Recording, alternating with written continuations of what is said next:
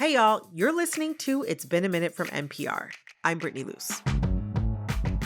Okay, so I haven't kept up with the Kardashians in about 10 years. But if you are plugged into culture in any way at all, they're unavoidable. Not only have they launched themselves to the heights of American celebrity and society, they've amassed an astounding amount of real power. The Kardashian enterprise makes just as many headlines for a Halloween costume reveal as it does for famous ex-husbands who go on anti-Semitic rants. Kim Kardashian could just as easily find an audience in the Oval Office as she can convince millions of people to buy into her product lines. It's made me wonder if the Kardashians are deserving of a title we usually reserve for folks who live in the White House. Would you say that the Kardashians are America's family? I think they are. That's MJ Corey. On social media, she goes by the handle Kardashian Kolloquium. That's Kolloquium with a K. They're America's family in the same sense that the Kennedys were, which the Kardashians have really tried to situate themselves accordingly, and in the Trump sense. So in like the most like utopian idealized sense and in the most dystopian sense. MJ also runs a newsletter where she applies media theory to the antics of the Kardashian family. So I asked her, how did a family with only vague connections to America's elite make themselves an American institution? Two quick notes. This conversation includes mentions of sex and a description of armed robbery. Also, I originally talked to MJ in mid-September, before Kanye went on his hate speech-fueled public meltdown. So later on in the show, I'll check in with MJ to discuss how that collides with the Kardashian mythology. But first, I want to go back to a time when the Kardashians were just beginning their climb to dominance.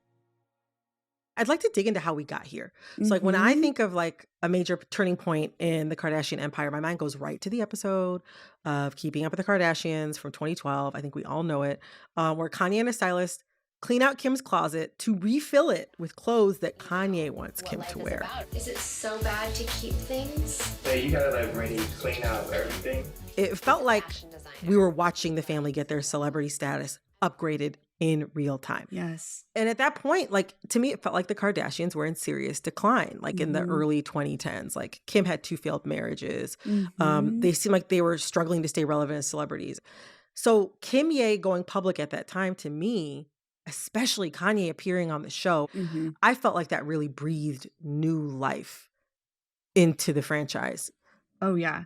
Kanye was a major turning point. And what's interesting is the Kardashians will even beat us to that narrative. Like they innovated this classic dynamic of like the artist and the muse kind of thing. And I think people love that, you know? And we're speaking of it like this symbolic moment, but it feels this way because it was included in the show in such a curated way. Like Nassim Taleb, who wrote The Black Swan, he's a statistician and like a theorist. And he kind of talks about how we're naturally inclined to compress things into narratives. And that's how myths are made, you know? Because she kept a lot of that stuff. I think the story in the show went that he trashed all of it, but it was all, you know, saved in an archive for her. So there was, I think, intentionality even in the display of that scene and what it was messaging for us. You know what I mean? Oh my gosh. I know. You said that you can't narrow the turning point where the Kardashians became an institution down to only one moment. But what's like a major moment in the Kardashian timeline for you that really cemented their institutional status? Her fairy tale wedding with Chris Humphries.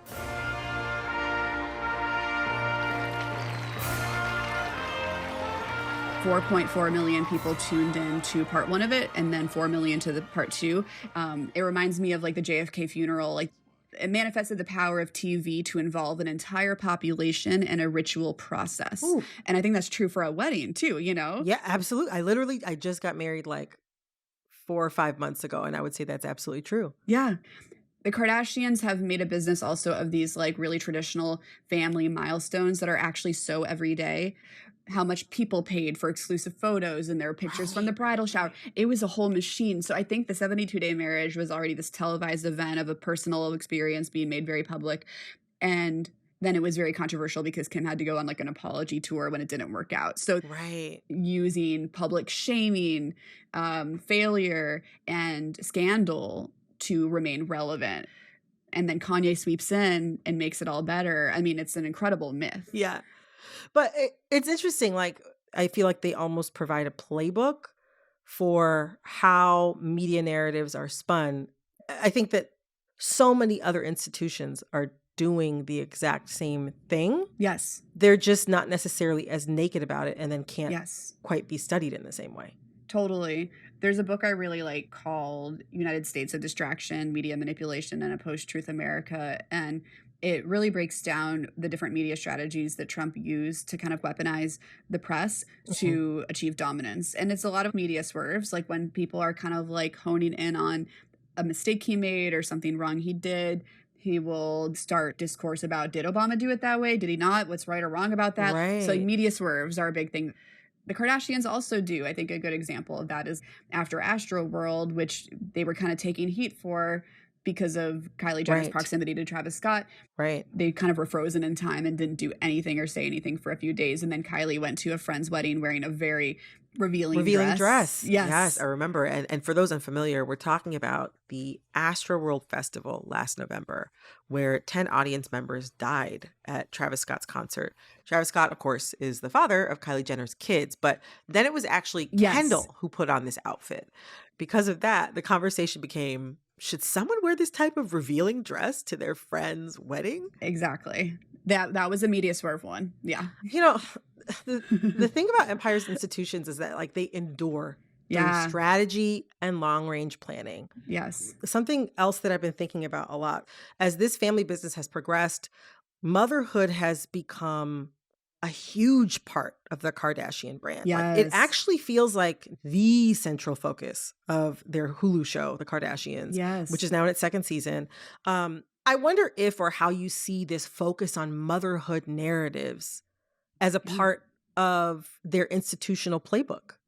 I so appreciate you bringing that up. It's such a factor. And I think Kim Ye reflected, but then also subverted very old school nuclear era ideals of family, the American family. And so there's this intersection of really like classic consumer images of the family that we were seeing in the 50s. For example, in the Paris episode in 2016 when Kim was robbed in Paris, and then Keeping Up with the Kardashians has a whole episode reconstructing that trauma. And then the guy came and grabbed the phone from me, threw me on the bed. And I was like, this is it. There's a montage on that episode where they're really playing out those roles. Kim is saying, I begged them not to kill me because I'm a mother and I have children. And Kanye says, you know, they knew not to kill you because they knew I wouldn't rest until I found them and killed them myself, or something to that effect. So they really play those, like, the husband is the protector.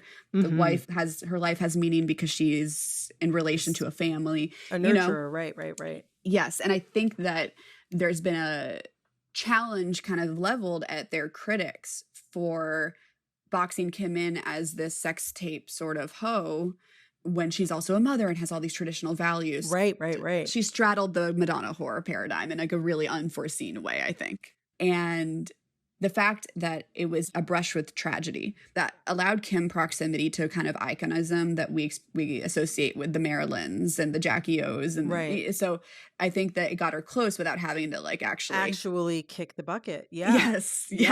It's so wild because like I was looking the other day at some quote of hers where she said she gets horny from cleaning her children's playroom. Like she's like, all moms can relate. Just when their playroom's clean, like I can finally relax. It's so wild because I'm like, it just feels like Mad Men era advertising copy. Totally. But it also feels like this motherhood project specifically for Kim is like a culmination of the sort of like reshaping the narrative about herself post sex tape. She's every interview, she's like, I don't believe in children without marriage. And that's interesting, like that she was able to achieve that while having this public narrative for so long. It just seemed like the exact opposite. Yes. No, it was really straddling both. And that's why, I mean, I guess no pun intended, the Bound 2 video is a great example of that. She was featured as Kanye's sort of muse in a really memorable, really visual music video. And literally it's like the lines in the song. One good girl is worth 1,000 B words. Yeah. I don't know if we can swear. I don't know how the like parameters around that. But you know, there was a lot of debate and discourse around that music video, but it really asserted Kim as that role for him, I think.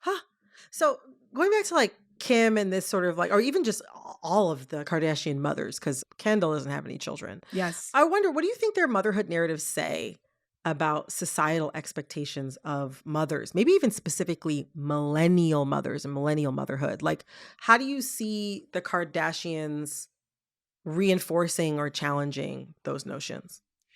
They definitely exemplify the do-it-all feminism. You can get it done at work, and then you can come home and take care of your kids. And of course, they have so many resources and the ability to do that. Right. But it lays Right. out that model quite dramatically. And I think people would have a harder time with these women if they didn't have children and they were just viewed only as like a Hillary Clinton type of girl boss, like power hungry, whatever those exaggerations, those caricatures of female power become. They would be seen as too shrill, too power hungry, too masculine if they didn't have this, you know? And I don't think it's why they're doing it, but it helps, you know? No, that was actually part of the reason why I asked you, because I was thinking, I was like, Yeah. just like your average successful woman, right? Yes. Average woman with career success. It's almost threatening to see her unattached without children or without a partner of some sort. Yes. It's hard to picture her without it. And for what it's worth, back to that JFK comparison, he wasn't so camera ready and so camera friendly until Jackie entered the picture and kind of helped his image. The image of like a soft, idyllic family helps. And looking at even how it was generative for both Kim and Kanye's public images, he would still be Kanye, I think, with or without that marriage. But it did iconize them in like that Jackie and John kind of way too. Like the power of Kimye was major and defining. And so there's that element of a very like perfectly mediated family that brought a lot of power. Like I said earlier, I first spoke with MJ Corey back in September, but since then, Kanye seems to have torpedoed both his public image and just about every business partnership he's ever had due to a series of bigoted remarks. And since everything that Kanye does affects Kim's public narrative, well, I had to call MJ back. So, MJ, since we last talked, a lot has changed in the Kim Kardashian multiverse. What do you make of Kim's response to this whole situation thus far? This new turn that Kanye's taken to make the loss of all these major partnerships worth it, like he's going to have to do something with it. And there's money to be made from the right wing with him. Oh, wow. And I do feel like Kanye is sort of emerging as the essential sort of Trumpist figure right now. So Kim's response was self-restrained for a while. And then notably, she went out to dinner, according to TMZ, with Ivanka Trump at the Beverly Hills Hotel. Yes. Right. And apparently Kim was overheard talking to Ivanka about anti-Semitism. And then the next day, Kim made her long-awaited story post condemning, not specifically what Kanye is saying, but condemning anti-Semitic rhetoric. And I think there's something interesting about that because Kim likes to play both sides. She said before that she's socially liberal but fiscally conservative, and she's never fully committed to a party, but she's been very aligned with establishment Democrats. So I think she doesn't want to lose the right entirely by fully condemning Kanye. That's sort of like my read on it. Wow. Yeah, it felt very cautious. I also think if we're going by this theory that Kanye is aligning himself with a certain kind of Trumpism. That's so bizarre, but also, I mean, I guess kind of astute when you think about how things have sort of played out with them so far. But I wonder, what does the fallout from Kanye's actions say about the size of the influence of the Kardashian machine? This is an example of sort of the political establishment and entertainment collapsing more and more, which is what Neil Postman really predicted in his book, Amusing Ourselves to Death, about politics as spectacle. I think that sounds about right. It's obviously, since Donald Trump was president previously, there's like a well-trod path to be able to take power that you have in the pop culture sphere and really end up with a heck of a lot of power in the political sphere. Totally.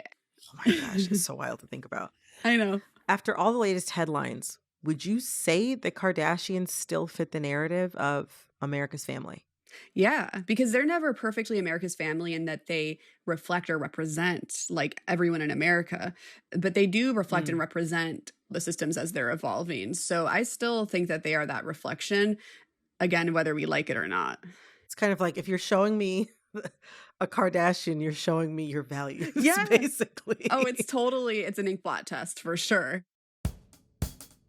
That's writer MJ Corey, expert on all things Kardashian. You can find her online as Kardashian Kolloquium. She also runs a Substack newsletter called Deconstructing the Kardashians, all spelled with K's, of course. Okay, so the Kardashians used beauty as the foundation for their entire syndicate. But a lot, I mean a lot, of other celebrities have started their own beauty and skincare lines. What are all these people trying to sell us? And why are we buying? That's coming up next. Stick around.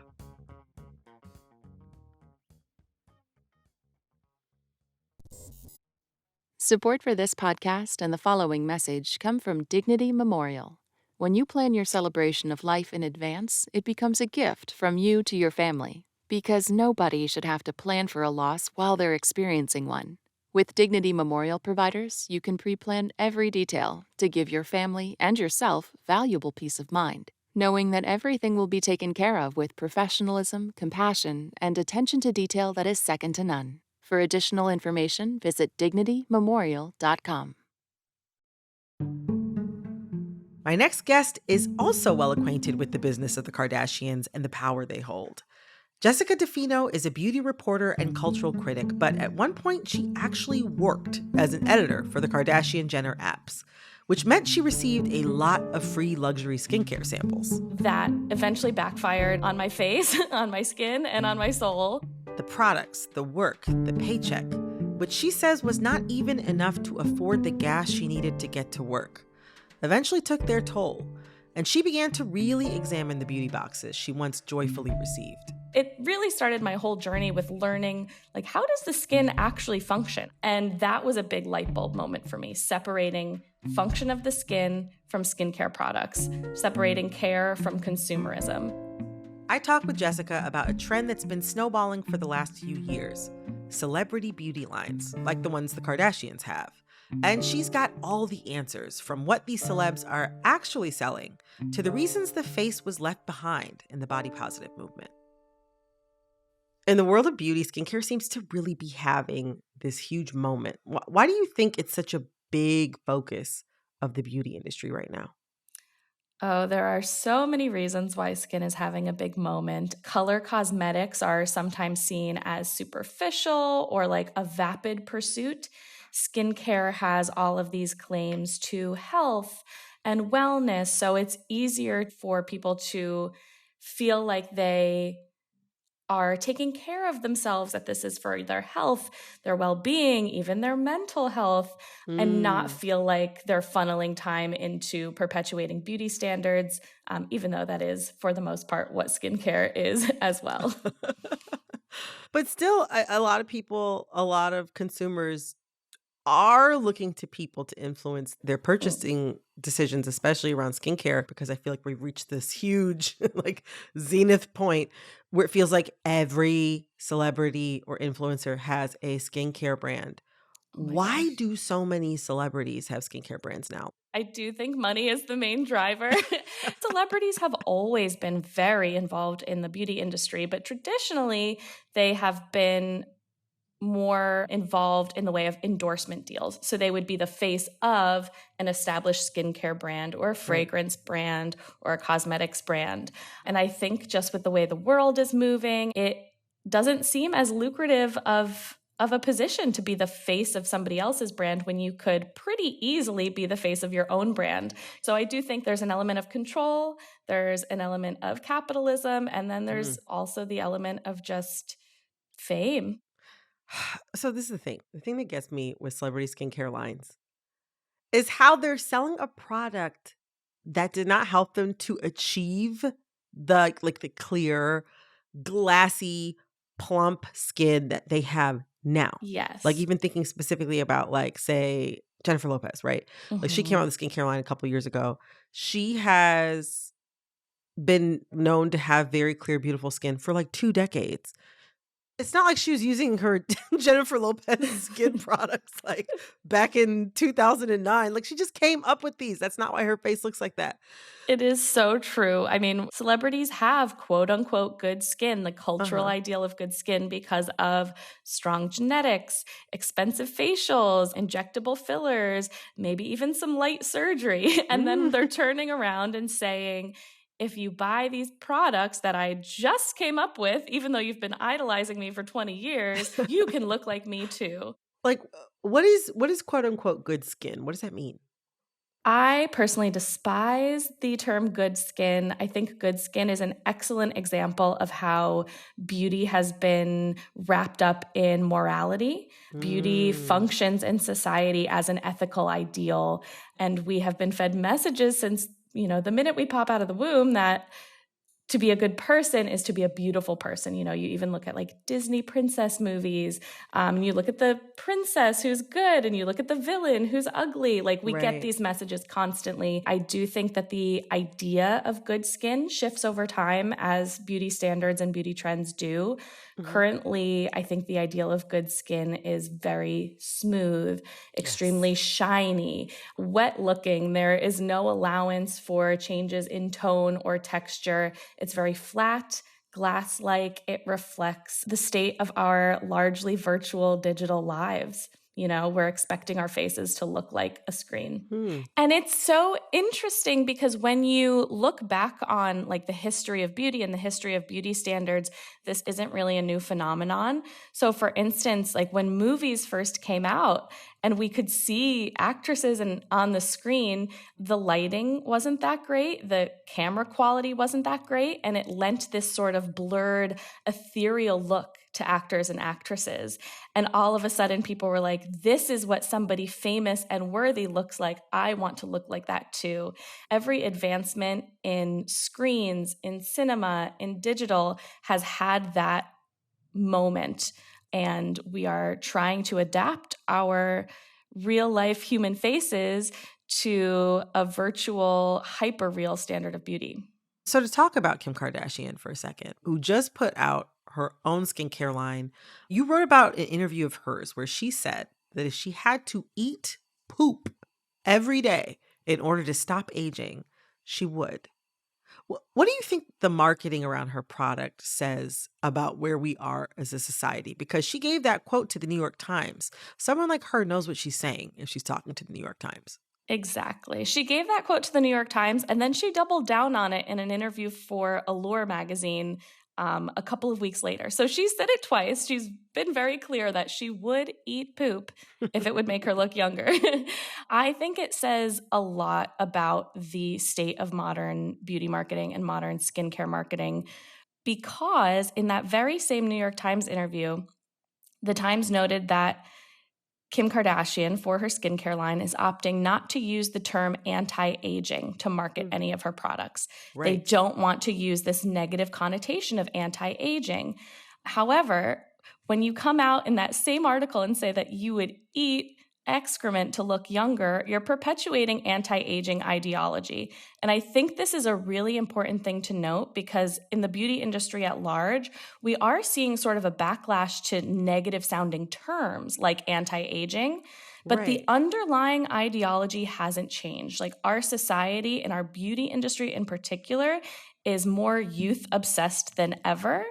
It's just that these messages are more being told in the underlying marketing stories, in the models being used, in the products being pushed, in the injectables being normalized. Like we are living in a youth glorifying culture, even if we are like, oh, I'm not going to say anti-aging. To like bear down on this a little bit more, why do we not want to use the term anti-aging and yet still don't want to age? Like what's beneath that?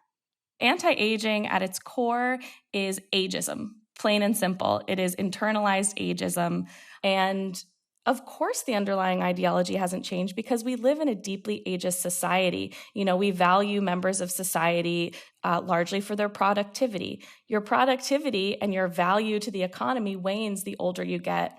we don't have equity for the elderly. We don't have sufficient medical care for the elderly. We don't have a lot of resources in place that would make aging seem like an appealing proposition. We also live in a very surface level society. So if we can take away some of our age anxiety by temporarily erasing our wrinkles with a shot of Botox, we're going to go for that because we have been trained to want a quick and easy sweep it under the rug fix for what is actually a societal problem. Coming up, Jessica DeFino on how skincare culture is riddled with insidious beauty expectations. Stick around. So I just never have been a big makeup person. It's just never been a super huge thing for me. Day to day, usually I don't wear any, but I noticed that increasingly in professional situations, like I feel like if I'm getting dressed and I see my face and I don't have it, I'm like, it's almost like my brain tells me that I look incomplete in a certain way. Yeah. Yeah. I mean, that is a message that we have been fed by beauty culture for pretty much our whole lives. I mean, to contextualize it, I like to frame beauty culture as diet culture's face-focused fraternal twin, because I think people are really familiar with diet culture and how insidious it is and the things that it does to our minds and our self-perception. It's what diet culture does, but for your face.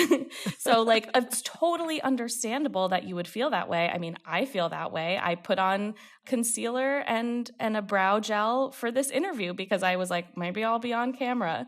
And, this is the stuff that I've been deconstructing for, the better part of a decade now, but it still exists within me because I still exist within society that tells me I need to look professional and put together. What I always say when this comes up is like, we have to be gentle with ourselves. We have to understand that beauty culture is insidious and it does affect us psychologically and it does do a lot of damage. And it's okay to participate in some of these beauty norms because they do still affect us on a professional level. I think the most important thing is just to be aware of it, to divest when you can, when it feels safe, when it feels like it isn't a threat to your professional and financial well-being, and to just keep talking about it. Because I think right now, beauty especially gets praised as self-expression and self-care and empowerment. And of course, beauty can be those things. Like there is a powerful case for makeup as self-expression and as art. And I love using makeup in that way. But just because these things can be true doesn't mean that they are always true. And it doesn't mean that they're the primary ways that beauty is being used. Like primarily, physical beauty today is being used as a tool of conformity, complacency, control, and consumerism. You brought up diet culture. I can't think about diet culture without also thinking about body positivity. Like the connection between body positivity and sort of beauty culture and where they kind of will intersect or overlap or not makes me think about another influencer who was recently marketing skincare, Katie Storino. So for people who are not familiar, she's a businesswoman known as a body positive model, very famous on Instagram. And yet not long ago, she was marketing Botox on her Instagram page in a post that has since been deleted. It's like, her whole message is body positivity. And yet she was, pushing Botox. And I know influencers, they make money in lots of different kinds of ways and sell lots of different kinds of ads. But that felt dissonant. Like it almost feels like skincare is divorced from the body positive movement. Yes, I 100% agree. There is a huge disconnect there. The body positivity has rarely extended above the neck in popular culture, which is always concerning to me. The standard of beauty is a set of parameters. Like there's some room for change. I think people can understand the idea of maybe having a fat body but a pretty face. Like those have always sort of been like a consolation prize. Like, well, maybe I'm fat, but I have such a pretty face. And so these parameters still exist, and the body positivity movement did not address those parameters at all. So we see a lot of body acceptance influencers like Katie Storino preaching about accepting your body and loving your body and funneling the brain space that they have freed up and worrying about their body image to their face. And something that I always like to say is skincare culture is just dewy diet culture. Like, and you can make these really easy swaps to see if a piece of content feels right to you.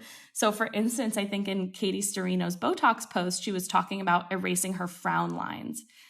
Right. But if you swapped the word frown lines for stretch marks, would that content, would that anti-aging, anti-wrinkle content still feel good if it was telling you you had to get rid of your stretch marks? Like, there's really no difference between these things. It's just that we have separated body from face and body from skin. And I really just hope that it's time that we bring all of this together and can see how we have been like collectively bamboozled by diet culture and beauty culture and skincare culture. And they all stem from the same forces. Yeah, it almost feels like there's this like algebraic equation, like body size, race, gender presentation, skin, Yes. age. You can have, a certain type of features or a certain skin tone, but your hair has to have a certain kink to it or curl to it. It has to be absolutely straight. It feels like there's a conventional beauty standard where you have to constantly be accounting for quote unquote perceived flaws that fall outside of these narrow norms. And like, you can't sort of be almost quote unquote flawed in more than 2 or 3 aspects. Otherwise you fall outside, you fall too far outside of like conventional beauty norms. And I don't think I'm like imagining this. No, you're not at all. That is exactly how it works. I used to love watching America's Next Top Model. I mean, didn't we all back then? Yes. And there was one season, I don't know if this was like a consistent thing that Tyra Banks said, but there was one season in particular where I remember she talked about this idea of being flawsome. And she encouraged the models to pick out their one flaw and really play it up. So like her flawsome thing was her big forehead. I remember. I mean, it has stuck with me for probably 20 years now. You're only allowed to have one flaw. And so whenever that concept of parameters comes up, I think of the scam of being flawsome.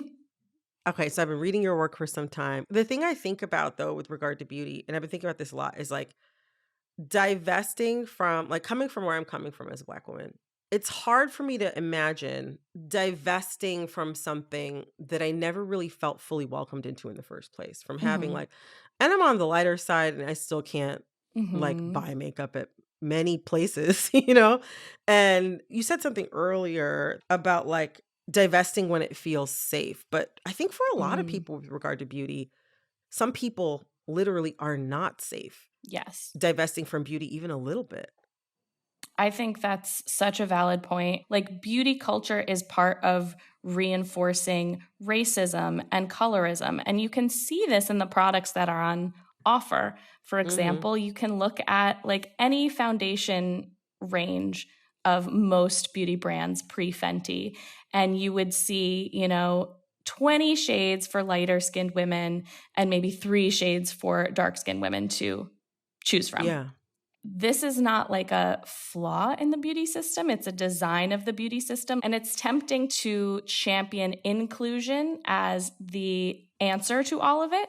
And like, to a certain extent it is. Like, we should have products available for every person. And I think it's really important to sort of separate these two tracks to equality. Like, there is one track where it's all about inclusion and it's all about making everybody feel seen and it's all about having something available for every person. And then there's another track where we abolish beauty standards completely.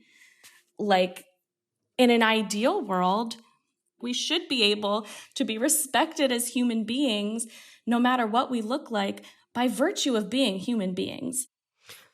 So, like, I hear what you're saying, and I agree with it. Beauty still feels like something that I think we need to buy into. Even you said you put on some concealer and brow gel before you came to talk to me today. Why is beauty something that we feel that we need to buy into? Oh, this is such a great question. Beauty is an inherent human longing. Like, when I'm critiquing the beauty industry, I am critiquing the industrialized, standardized portions of it, and I never mean to diminish the power and the importance of beauty in our lives. Like, I think of beauty as being up there with like freedom, truth, and love. These are inherent human longings. These are spirit things. The human spirit craves and needs beauty. And we appreciate this all over in other ways. You know, we can appreciate the beauty of nature. We can appreciate the beauty of like a piece of artwork.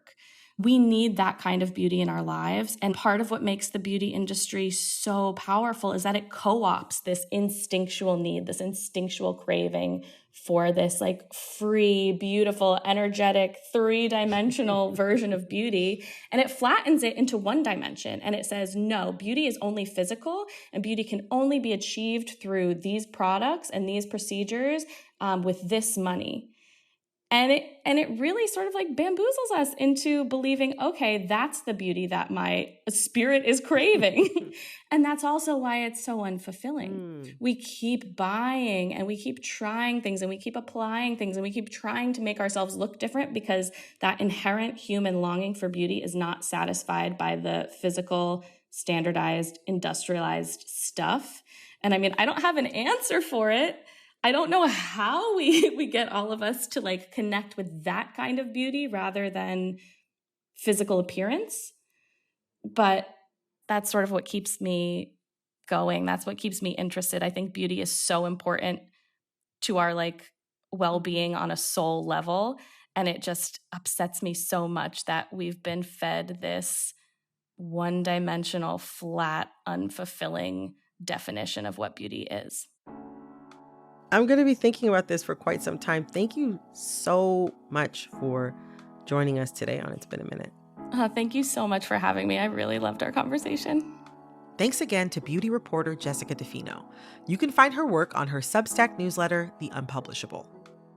This episode of It's Been a Minute was produced by Barton Girdwood, Liam McBain, Janet Ujangli, Jamila Huxtable. It was produced and edited by Jessica Mendoza. Our editor is Jessica Plachek. Our executive producer is Verilyn Williams. Our VP of programming is Yolanda Sanguini. Our senior VP of programming is Anya Grundman.